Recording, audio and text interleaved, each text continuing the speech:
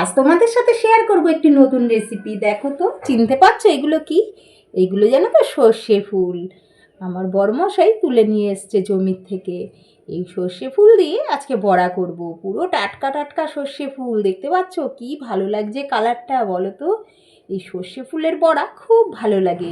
আজ তোমাদের সাথে এটাই আমি শেয়ার করব। তাহলে চলো দেখা যাক কিভাবে তৈরি হয় সর্ষে ফুলের বড়া। এই দেখো, লঙ্কা কুচিয়ে নিয়েছি। প্রথমে দিয়ে দেব ময়দা কিছুটা, দিয়ে দেব পরিমাণ মতো একটু হলুদ, দিয়ে দেব একটু লঙ্কার গুঁড়ো, পরিমাণ মতো লবণ দেব,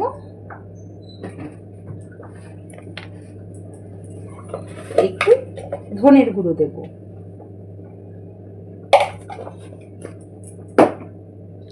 একটু জিরের গুঁড়ো দেব,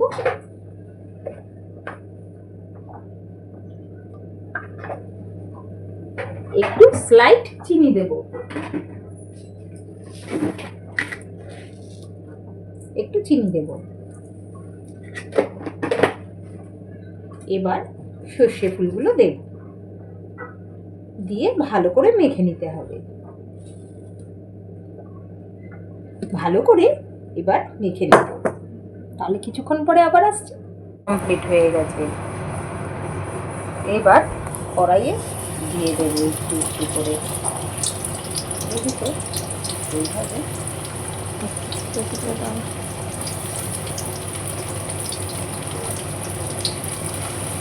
এই বড়া না বন্ধুরা সবসময় গরম গরম খেতে হয়, কারণ একটু চিটকুটে ভাব থাকে তো, যেহেতু সর্ষে ফুলের বড়া সব সময় এই বড়া গরম গরম খেতে হয়। তাহলে আস্তে আস্তে হোক, আর স্টিমটা খুব আস্তে দিতে হয়, কারণ নয় ওপর থেকে লাল হয়ে যাবে, তোমরা ভাববে যে হয়ে গেছে হয়তো, কিন্তু ভেতরে কাঁচা থাকবে। তাহলে চলো দেখা যাক সর্ষে ফুলের বড়া। দেখেছো, ভাজা কমপ্লিট হয়ে গেছে। এবার তুলে নেই। লালচে লালচে করে ভাজা হয়ে গেছে।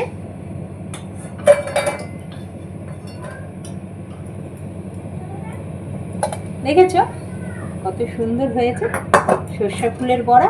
এভাবে তোমরা বাড়িতে করে খেয়েও খুব ভালো লাগবে, আর গরম গরম ভাতে আর গরম গরম খেতে হয়, তাহলে কিন্তু বড্ড টেস্ট। জানো, তোমাদের তো বলাই হয়নি বন্ধুরা, তোমাদের যদি আমার ভিডিও পছন্দ হয়ে থাকে লাইক কমেন্ট শেয়ার করতে কিন্তু একটুও ভুলো না। আর তোমরা যদি নতুন নতুন ভিডিও দেখতে চাও তাহলে সব সময় আমার পরিবারের সাথে জয়েন্ট হয়ে যেও। আর আমার ইউটিউব চ্যানেলেও একটা চ্যানেল রয়েছে, তার নাম হচ্ছে মেমোরি বক্স অফ শিখা। তোমরা ওখানে গিয়েও আমার নানান রকমের রান্নার ভিডিও দেখতে পারো। আমার তো রান্না করতে বড্ড ভালো লাগে, তোমাদের কার কেমন লাগে রান্না করতে একটু কমেন্টে জানিও, তাহলে আমারও খুব ভালো লাগবে। তাহলে আজ আসি, টাটা।